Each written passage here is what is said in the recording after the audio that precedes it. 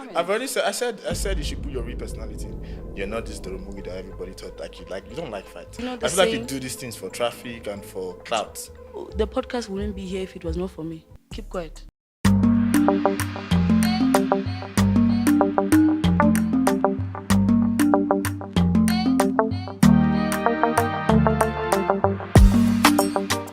Hey guys, I'm back again with another video. So before we get into anything, welcome back. If you are coming across this channel for the first time, my name is Anita Musa. You might want to hit the subscribe button and the like button because you're gonna want all of this tea. Welcome back to my channel. Today I am doing another review. I know I said that I was gonna do like TV reviews. There's a podcast roaming around the streets of YouTube, so I figured why not review that podcast, because I have been watching it for quite some time now. I think they have 3 episodes out and I'm glued up. Okay, I think tomorrow they might be uploading a new episode. I don't know, but I'm definitely gonna be watching. But yeah guys, without wasting any time, let's get right into the video. Don't forget, again, subscribe, like, comment. I'm gonna give you guys a little bit of a back story, not really backstory, but like an overview for those who may not know. This podcast is called Don't Be Surprised, Abeg, and I believe it's run by Doro. Doro is a social media personality. I don't know if she classifies as an influencer, but she's a social media personality. She's a business owner. I've seen that she sells skincare products. She sells I think leisure wear, like, you know, active clothes. I think she's also a stylist, because I've heard in one of her dramas that she, you know, was styling someone, blah blah blah. And she's also a club host. So if you don't know Doro, yeah, she's like a social media personality. She is big on Instagram. I think she has over 200,000 followers on Instagram. She's not for controversy, guys. Like, she's one of those baddies that I'm gonna say whatever I want, however I want, and that's it on that's that on that. She likes to go live a lot. That's where she, you know, chats her thing, she does her thing, she pops off, she talks about men, she talks about money, she talks about, I remember one of the first time I heard of her, she was trending for speaking pidgin. Like, people were against the fact that she's appropriating another nationality's culture and things like that. So people were really just like, why is a South African woman, you know, going off speaking pidgin? God, she has literally no relation to it. But I guess it's part of her personality. It's part of her identity on social media. But yeah, most of the time she's just controversial. She's someone who's just talking a lot of mess. She's saying the things that are in people's heads, but no one really wants to say them. One of those people, Nje, that just color outside of the lines and not as conservative or put together as what most social media personalities are in South Africa. So that is pretty much the Doro identity. I believe that Doro is like a stage name or a characteristic. She's said that a couple of times, that Doro is like her alter ego. I'm like such a fierce. Thank you. Do you understand me? She says that quite a lot. Now she's gotten into the YouTube space. So she has a podcast. So it's not too much about like vlogging or beauty or anything like that. It's literally just her in her space, in her element, with people talking a mess, you know, touching on controversial topics. I do want to say though, not to get too much into my opinion just yet, but I do feel like the reason why this review will be about all the episodes, both 1, 2, and 3, because I feel like they've been talking about the same thing for the past 3 episodes. Like, it's the same topics, just put in different, you know, languages or phrases or setups. But I feel like, yeah, the topic is still the same. Everybody dates married men. Okay, now I want to ask a question. So, what do you benefit from dating a married man? But that's why I won't date him, because he's not Nigerian. Because I know you prefer Nigerian. So, why do you prefer Nigerian? I hope that they'll bring something new soon. I'm not gonna talk about everything or like every detail of the show, what is going on. I am mostly gonna speak on, I could say, the controversial parts of it. I'm gonna speak on the hypocritical parts of it, because I feel like there are some statements that are like contradicting each other.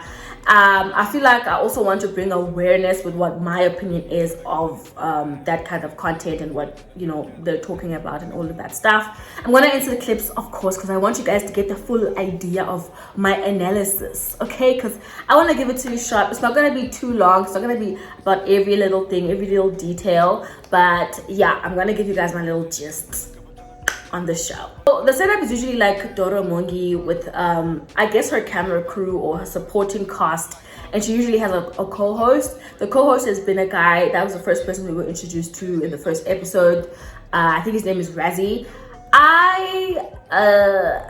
Not to be messy, I don't want to be messy, I don't want to be messy, but I don't know this guy, but he has hit me up in the DM, and obviously I was like, no thank you, and I tried to be polite about it. I've got the receipts. Do you want me to bring the receipts? Do I need to bring the receipts, baby girl? There's nothing messy about that. It was just a boy in my DMs, and I was just like, no, get sharp, get grand. And I find it interesting because when I'm watching this guy, I'm like, damn, I'm happy that I went with my discretion, and not in a bad way. I don't think there's anything wrong with the guy, but I just feel like seeing someone and their ideals and their opinions on things is just like, that is essentially the setup of the show. It's Doro and they discuss topics.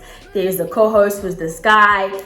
I've seen even Musa Kaula sort of like run an interview type of situation there. I'm going to be speaking about it all. Guys, the first thing I want to say, shout out to Nigerian men, because whoever they are paying to do their PR is doing a stellar job. Because one thing about South African women, they will not miss the opportunity to bash South African men to glorify Nigerian men. I just find that so weird. Like, where is that coming from? Where does that stem from? I understand that, okay, our experiences with all kinds of men are different, and I understand that maybe it comes from a good place, you know, you've come across this new chapter where it's like these African men who are tall and blah blah blah, and they're treating you well, and you just feel the need, like you can't help yourself but to go into the world and just shout out like, yeah, Nigerian men.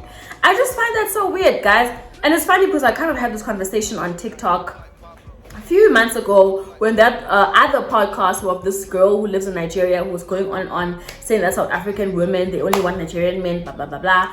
I just find it weird because Nigerian women don't go out of their way to even go on platforms to talk about Nigerian men.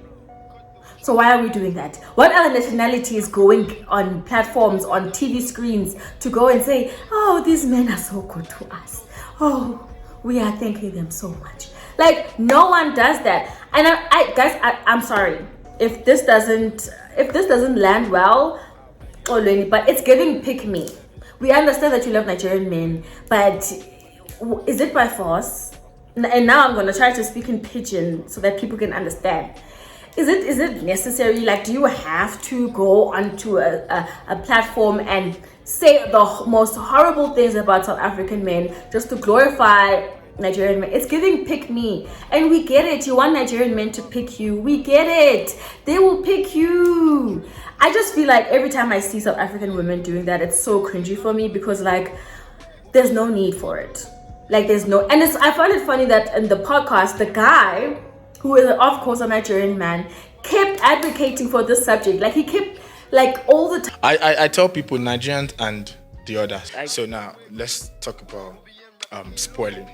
Nigerian men or South African? What do Nigerian men do better than South African men? What is so special about Nigerian men? What are my brothers doing? I just feel like falling into that kind of trap is just like, come on. Can we as South African women create a WhatsApp group and say, guys, you can enjoy a nationality without wanting to recruit, without wanting to convert people into it. And also, I feel like so like, you guys are making Nigerian men have big heads. And in all honesty, let me not kid you, I don't know all Nigerian men. I don't have like a lot of experience with Nigerian men, but what I can tell you is that I'm pretty much sure that not all of them are rich. Not all of them are gonna spoil you. Not all of them are gonna treat you well. Not all of them are fun and all these exciting things that a lot of girls are talking about. Like, a lot of girls also on TikTok share horrible experiences with Nigerian men. I just feel like, let's try and tone that thing down, that whole PR, I am a Nigerian man ambassador. Like, I just feel like It's giving pick me, it's giving amateur, relax. Another thing they kept talking about, of course, is like infidelity in marriages, dating married men, blah blah blah blah. You know what? I'm just gonna say, even for myself, it's gonna be an interesting time when we get married. And funny enough, Doro Mongy actually mentioned something that I find quite interesting, because she was like, the ratio of men and women in South Africa is like so like widespread that we're in a point now where it's like nearly impossible, I guess, for married men to not have girlfriend. Everybody dates married men. And you don't think there's anything wrong with that? There's nothing wrong, because women were many. So I'm just like, damn, you know, good luck to us when we decide to get married. And I'm going to talk about the like funny, controversial, or contradicting things that Doro Mongy said. I'm a loyal bitch. Like, I'm a loyal bitch. You're lawyer. 100. But Chomi, you're in a relationship now, right? Ships. How many? Plenty. Enough to pay my bills. You can clearly hear Doro Mongy talking about how, no babe, I'm a loyal woman, like, and there's this whole idea of like, I'm a bad bee, but once I've got a guy, once I've got a man, I'm gonna hold him down, I'm gonna be loyal. But interestingly enough, in another episode, she's saying something completely different. I'm just like, there's Peter, there's John, there's Tembi, there's Jabu. What really is it? Which one really is it? Or another thing that I found interesting was when she was speaking about her marriage. Married, everything was lovely, everything was nice, was a wonderful husband. And then, listen, I wanted to hold in peace. I'm like, nigga, let me not damage you. Let me fuck off. I was married to a South African and I left. Why? He's not Nigerian. Exactly. She says that she was married to a South African guy, and she says the reason why that relationship ended was because he wasn't Nigerian, right? Which I guess is believable, because I mean, she is saying that she likes Nigerian men, that is like her thing, like that is what she is into. But very quickly in another episode, she's saying something completely different. She's saying now that the reason why she left that marriage or it did not work is because she wanted to balance her options. So which one, again, like which one is it? For impressionable people who, you know, follow that kind of content, for some people it's not easy to detect between the two and separate the persona and the identity. And for a lot of people, you would think like, wow, this is such a cool girl, she's such a bad bitch, such a hardcore person. But more than once throughout these episodes, you can tell that there is a persona that is being created.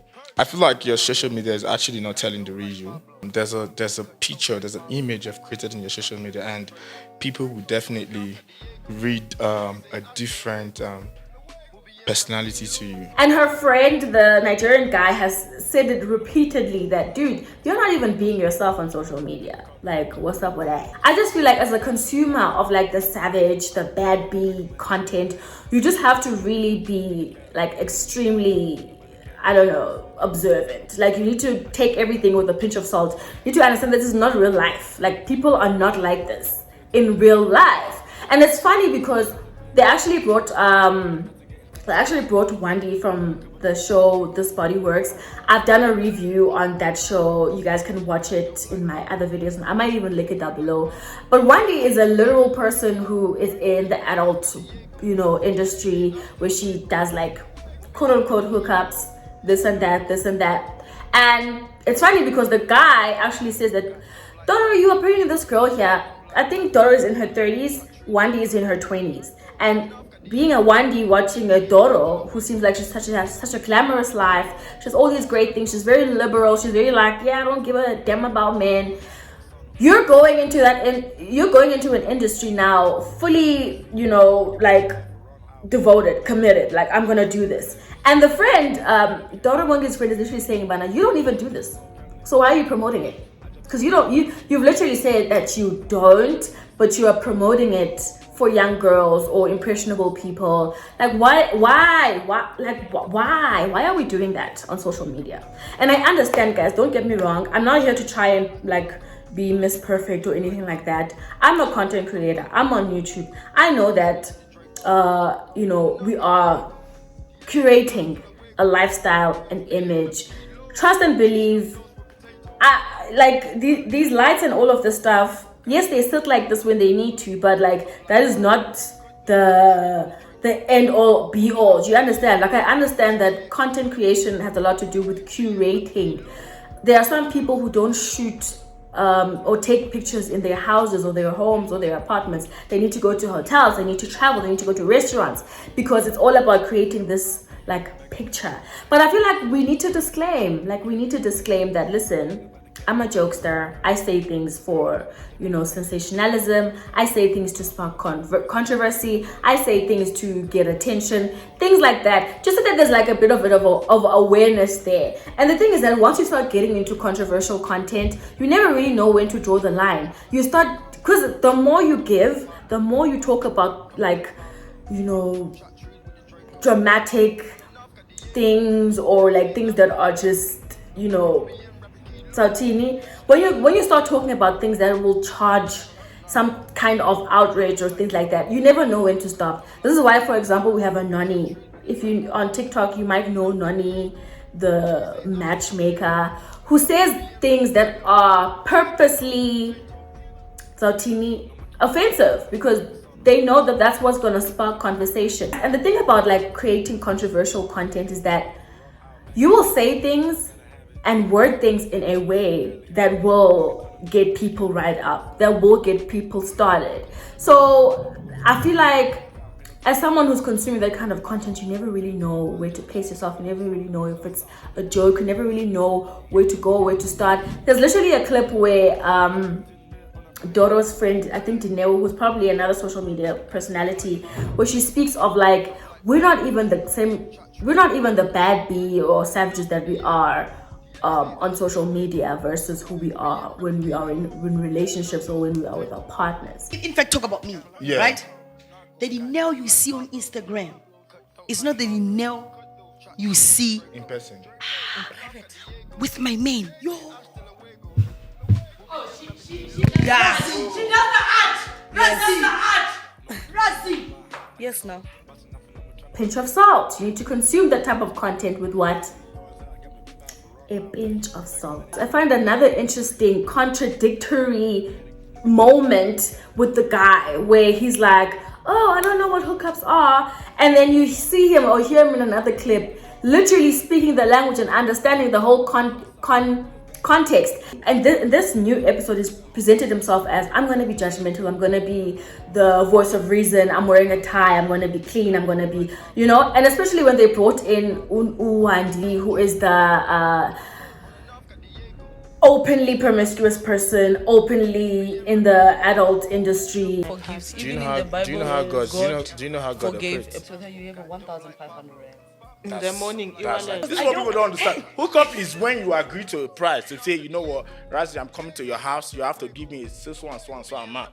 I'm like, okay, fine, bye, don't come. Do you get me? Google it, check it. Let's check now. Please bring phone. Google what is a hookup. It's an exchange of favor with money. Yes, that's a hookup. That's what hookup means? Period. I thought you guys gave that meaning to No. hookup. Like, what is going on? Because this guy was, pretending like, oh, I don't know what's happening. And now he's speaking the literal language. And if you watch the last episode, Wandi even has receipts on the fact that this guy does the same thing he's trying to judge everybody else about. So like, what is really going on? Like, what really is this about? So I just feel like when you are consuming that kind of content, please be aware that this is all for entertainment. This is all for controversy reasons. Like, everyone wants to be famous. Everyone wants to charge conversations. Everyone wants to bring something that hasn't been brought. And I understand that, guys, we have a history of Wendy Williams, people who were coloring outside of the lines, people who were speaking about things that people don't want to speak about. We all understand that, but like, in essence, if we're gonna create content about something that affects how young people should navigate life, you need to be very careful with how you present that kind of stuff. I'm not saying Doro Mongy must now be this clean-cut princess and try to be goody-goody, but I just feel like, as a consumer, you need to be aware of that type of stuff. No one is perfect. No one is asking Doro to be perfect. I actually like the fact that she's like a bad bee, but I like that because I know that it's a persona, it's an identity, it's like a, you know, that's who she wants to be on social media, and it's working for her. But I feel like everyone needs to be cognizant of the fact that that's not really who she is. I've seen people like who, you know, call her the president, like leadership. Everybody wants to emulate that kind of lifestyle because it comes with so many perks, right? Like, here are these girls who are so glamorous, who are just bad bees, like clean, like period. It's easy for you as an impressionable person to want to be like, hey, I want a piece of that. So I'm just saying, take it with a pinch of salt. Overall, I do think that the podcast has potential to be like a really cool, great production. Like I said, I hope that they start talking about something else other than Nigerian men, married people in relationships, influencers, that type of stuff. The podcast is produced well. I like the fashion sense.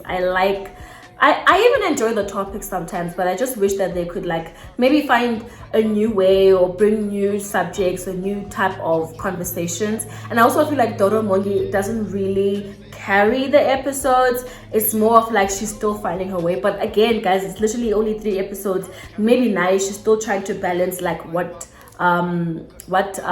direction she wants to take the podcast as. Why not unpack like what goes on behind the scenes, how to get into an industry or the industry as a club host, what really goes down, what are the bittersweet parts of it.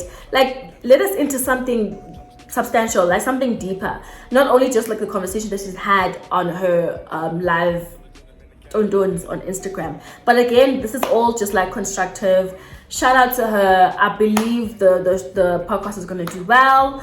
The production is pretty great. Like I said, I like her fashion sense. I like how everything is looking clean cut and just like, yeah, we're on point.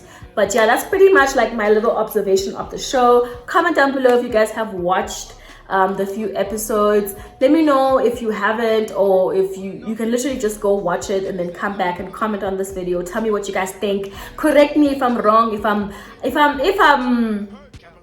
I'm being over analytic, or you know, I'm being biased or whatever. Comment down below. Let me know what you guys think. But that's pretty much it. I'm looking forward to more new episodes.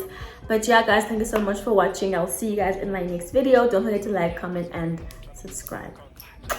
Bye. Something I can't feel, I just wanna